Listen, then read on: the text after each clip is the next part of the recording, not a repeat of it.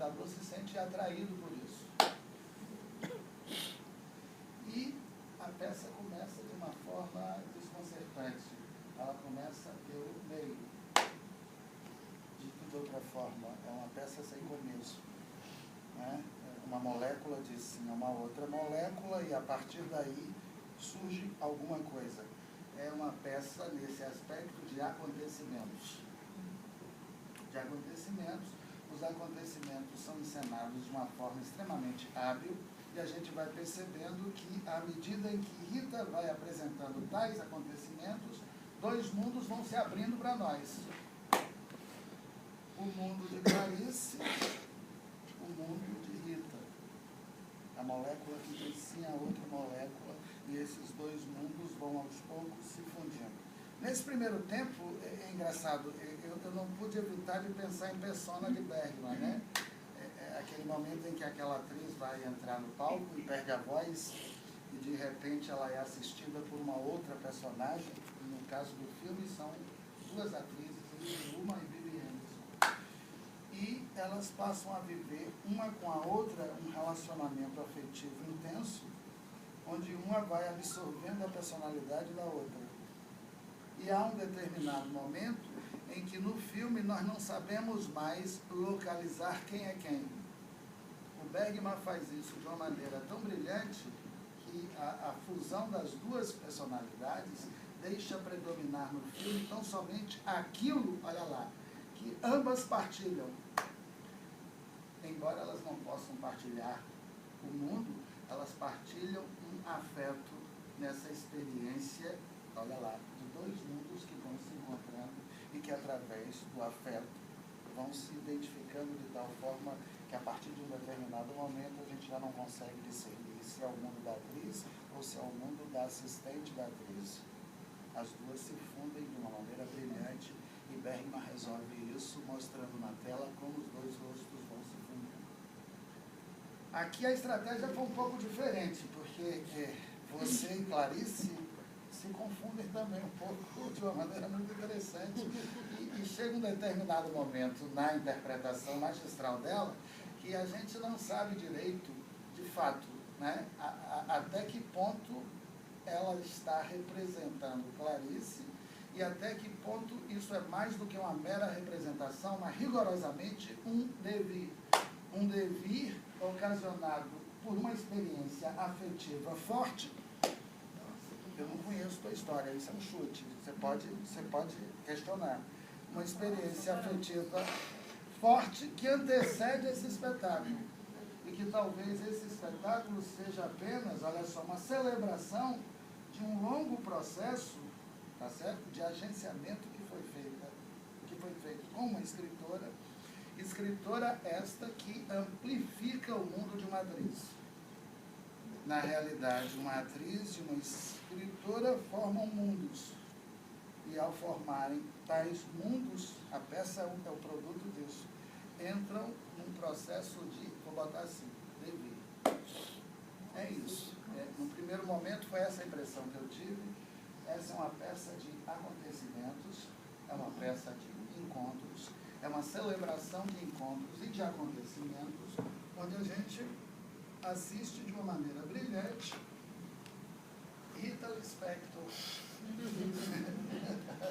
Clarice Elmore, é isso? Né? Rita Lispector e Clarice Elmore, é isso, né?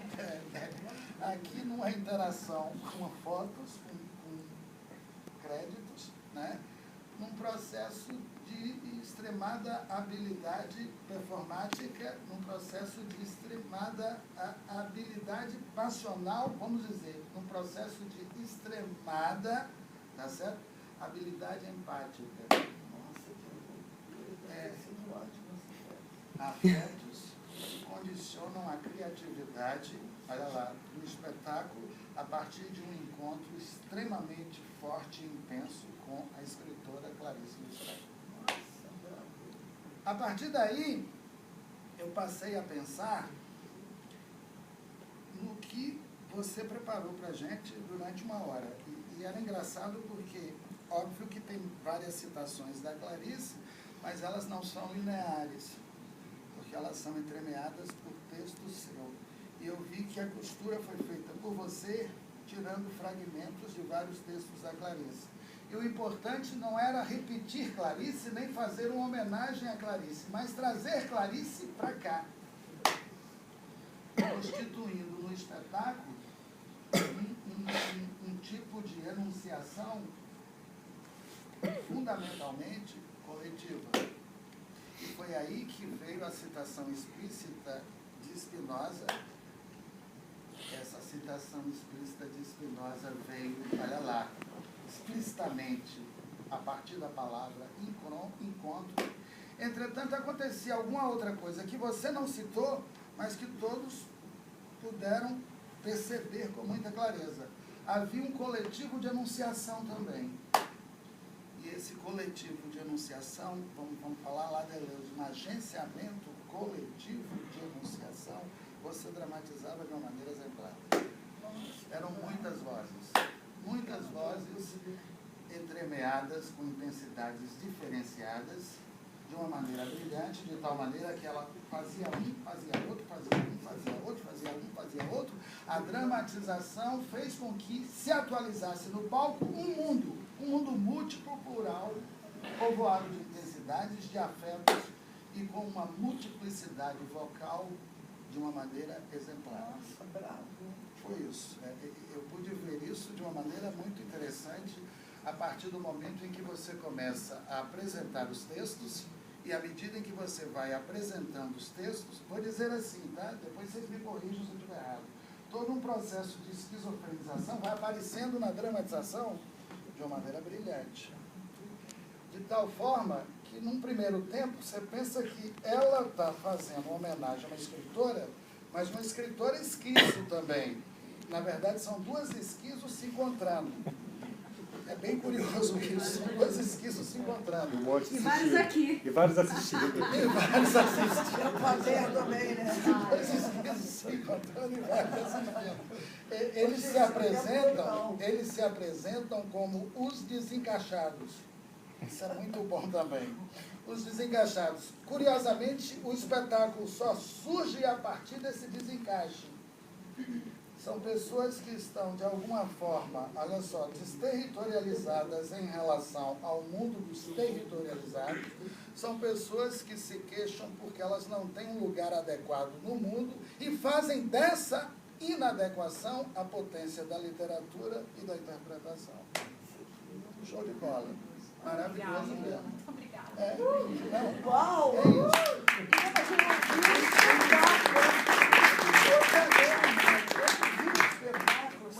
Mas foi isso o espetáculo. Falando sobre isso, cara. E é muito interessante, porque à medida em que ela vai, tá certo? Vestindo os personagens, que você vai vestindo, são muitos. Você chegou a contar? É uma porção, né? É uma porção. São muitos. E esses personagens vão surgindo de cenas cotidianas. A mim me parece que são personagens rememorados de textos, mas revividos para além do texto. Porque você vai fazendo uma série de recortes literários com muita precisão, e nesses recortes literários você vai fazendo a dramatização avançada. Você tem várias cenas. Tem um momento em que ela diz que ela é uma sensibilidade inteligente. Isso é muito interessante. O que é uma pessoa que tem uma sensibilidade inteligente? A mim, me parece, não é a inteligência que comanda, é a sensibilidade que comanda, a inteligência obedece. Isso é muito importante, né? Clarice parte da intuição e não da inteligência. E subordina a inteligência à intuição. E no momento em que ela subordina a inteligência à intuição, e Clarice é extremamente inteligente, tudo se passa como se ela castrasse a inteligência e tirasse a inteligência da condição de faculdade superior, para fazer com que uma inteligência brotasse de uma sensibilidade genuína, como potência da literatura. Isso você trouxe para o palco de uma maneira brilhante, porque havia na tua interpretação inúmeros delírios onde, engraçado, não sei fazer, a menininha que aparecia, a desencaixada aparecia, tá certo? A patroa neurótica, eles apareciam. As patroas neuróticas são hilárias e fazem análises, né? Essa é a parte mais hilária do espetáculo. Faz análise para ficar neurótico. Tinha que sobrar, né? Perfeito. Foi de uma precisão maravilhosa essa. E os personagens estão aparecendo de uma maneira extremamente bem-humorada, onde, olha lá, cenas do cotidiano vão sendo valorizadas as cenas do cotidiano como uma potência de vida que não pode ser resumida e encerrada num compêndio erudito. A mim me parece que isso é claríssimo. E você captou de uma maneira genial. Clarice é isso, ela vai para o banal para encontrar o extraordinário. Ela, Clarice, ela faz Macabea encontrar o extraordinário no seio da banalidade. Ela come uma barata.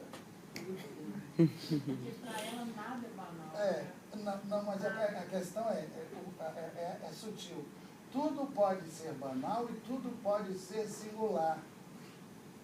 A questão é como você encara o acontecimento e como você vive o acontecimento. Tem certas pessoas que renegam todos os acontecimentos por esperarem um acontecimento ideal. Tem certas pessoas que mergulham no banal para extrair de qualquer acontecimento a sua dimensão singular. Isso é genial porque os contos e as novelas da Clarice Lispector, os romances da Clarice Lispector, são mais ou menos assim. O leitor, muito apressado, acha que ela está fazendo uma literatura confessional. Não é verdadeiro. Ela se reinventa através da literatura. É muito mais potente. O leitor, mais apressado, acha que é uma literatura intimista. Não é verdadeiro. Os personagens que proliferam na escrita são personagens inventados pela aventura literária. Além disso, ela tem uma habilidade de vencer fronteiras onde ela não respeita a distinção e a fronteira entre objetividade e subjetividade. E nem tampouco obedece à cronologia temporal. No Perto do Coração Selvagem, passado e presente entram numa mistura tão extraordinária que a gente não sabe mais se ela está revivendo, relembrando, tá certo? Ou morando num tempo distinto do tempo atual. O engraçado é porque tudo isso consta aqui, né? Hoje a gente assistiu isso aqui também.